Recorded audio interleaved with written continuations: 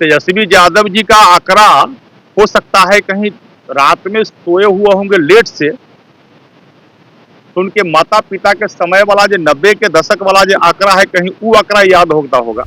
माला पेढ़ाने के जगह और माला चढ़ाने की आवश्यकता है। तेजस्वी यादव जी के बातों को तो वैल्यू बिहार के जनता भी नहीं देता है। नमस्ते, मेरा नाम सागर कुमार है और आप न्यूज हाट देख रहे हैं। देखिए, बिहार में 10 एमएलसी सीटों के लिए अब डेट फाइनली आ गया है। आगामी 18 जून को 10 एमएलसी सीटों को लेकर चुनाव होने हैं, लेकिन एनडीए में अभी तक सीटों का बंटवारा नहीं हुआ है। देखिए, इस सवाल को लेकर जब हमने मंत्री लखेंद्र पासवान से सवाल किया तो देखिए क्या कुछ कहते हुए नजर आ रहे हैं। साथ ही साथ तेजस्वी यादव पर भी तंज कसा है और देखिए बिहार में जो सरकार चल रही है उसको लेकर भी बड़ी बातें बता रहे हैं। तो हम छोड़े चलते हैं लखेंद्र पासवान के इस बयान के साथ। बिहार में 10 एमएलसी सीटों का नोटिफिकेशन जारी हुआ है, तो क्या सीटों के फैसला हो गया कि किस पार्टी को कितने सीट मिलेंगे? नहीं, अभी जो है बातें चल रही है। एनडीए के सब नेतागण बैठेंगे और बैठ के उस पर फैसला ले लेंगे और फैसला लेने के बाद इसकी जानकारी आपको होगी। भर के आम जन का जो भी समस्याएं आती है उसका हम लोग प्रयास करते हैं समाधान करने का। अभी आपके सामने बैठेंगे सहयोग शिविर में और आपके सामने ही कुछ समस्याएं जब देखने को जो मिलेगा उसका समाधान करेंगे, प्रयास करेंगे। लेकिन ज्यादातर हम लोग जब बैठते हैं वो समस्या जमीन के लेकर विवाद आता है, ज्यादातर अमूमन देखने को मिलता है। लेकिन एक अच्छा प्रयास सरकार को है। ये सहयोग का कार्यक्रम जो है, सहयोग शिविर का कार्यक्रम अब तो प्रत्येक महीने के प्रथम और सेकेंड मंगलवार को सरकार ने प्रत्येक जिला मुख्यालय और प्रखंड मुख्यालय पर ही शुरू कर दी है। हम भी प्रभारी मंत्री के नाते पिछले बेतिया गए थे। उसके कारण आप उसका समस्या का समाधान पूरी तरह हो पाएगा। और कल भी जिलावार समीक्षा माननीय भूराष्ट्र मंत्री जी द्वारा की जा रही थी, उसके आधार पर भी देखने के मिला जा रहा है जो अब इस प्रकार का जमीन का जो समस्या आती है वह जमीन का समस्या और उसका निरंतर समाधान होगा, उसका परसेंटेज कमेगा। अब क्योंकि भाई भाई का विवाद होता है, गोतिया फरीक का विवाद होता है, आस पड़ोस का विवाद होता है। अब सरकार ने टाइमलाइन बाइंडिंग जो कर दिया है कि 30 दिनों के अंदर किसी भी समस्या होगी उसका समाधान करना है और 31वां दिन यदि संबंधित अधिकारी जिनके लोगी पर वह समस्या दिखाई देगी, अटकाने भटकाने लटकाने वाला सिस्टम जिनके लोगी पर होगा वैसे अधिकारी पर कार्रवाई होगी। अब इस कारण वो भी अब जो भी बिहार भर की जो समस्या है उस पर त्वरित गति से और तेजी पकड़ेगा।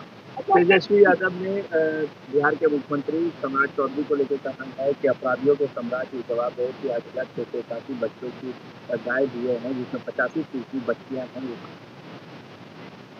अब तेजस्वी यादव जी का आंकड़ा हो सकता है कहीं रात में सोए हुए होंगे लेट से, तो उनके माता पिता के समय वाला जो 90 के दशक वाला जो आंकड़ा है कहीं वो आंकड़ा याद होता होगा। उस सब उनके माता पिता के समय में होता था। ये बड़े बड़े अपराधी दिनाधीश डॉक्टर को, उद्योगपति को और वकील को पटना के चौराहे से जो है उसको अपहरण की जाती थी और राजनीति के सत्ता गलियारे से उनको संरक्षण प्राप्त होता था। अब अपराधी चाहे जितना बड़ा भी क्यों नहीं हो, वह अपराधी को संरक्षण नहीं दी जाती है। अपराधी का जगह, हत्यारा का जगह या तो जेल में होता है या उनकी जगह बिहार से भागने के लिए मजबूर होते हैं और नहीं तो उन्हें अब इनकाउंटर भी की जाती है। अब अपराधी को माला पेढ़ाने के जगह और माला चढ़ाने की आवश्यकता है। सम्राट बता दो, मैंने कहा अब तेजस्वी यादव जी के बातों को तो वैल्यू बिहार के जनता भी नहीं देता है। हमने बताया कि उनके माता पिता का समय को वह जंगल राज आता होता, जिस समय उनके जंगल राज के समय अपराध होता था इस प्रकार का।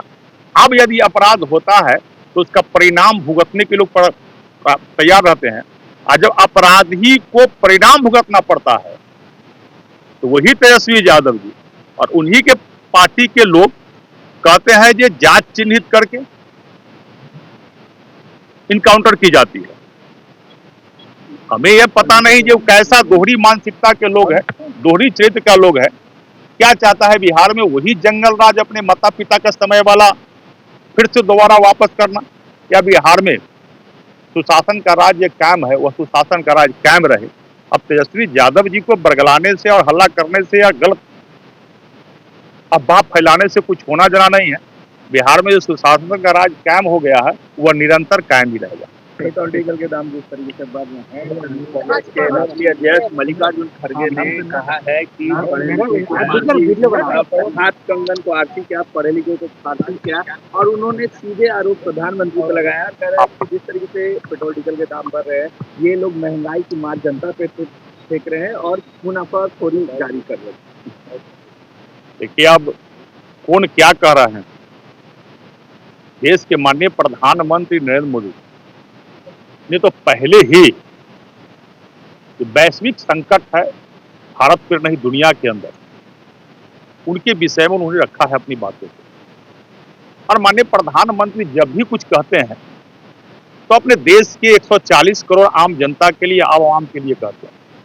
लेकिन ये लोग जब भी कुछ सोचते हैं, राहुल गांधी हो, तेजस्वी यादव हो, नेता प्रतिपक्ष चाहे जो हो, इन लोगों को अपने परिवार का चिंता रहता है। लेकिन देश के माननीय प्रधानमंत्री जी को भारत के साथ साथ दुनिया का चिंता रहता है।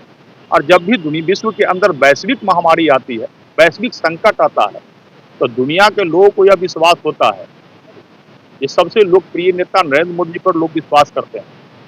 और उन्होंने जो आह्वान किया, जब आवश्यकता से ज्यादा पेट्रोल हो, डीजल हो, उसका दुरुपयोग मत करे, उसका उपयोग मत करे, आवश्यकता के अनुकूल ही उपयोग करे, इसका एक बड़ा प्रभाव पड़ा पूरे भारत के अंदर। और जो व्यक्ति धारा प्रवाह चला करते थे और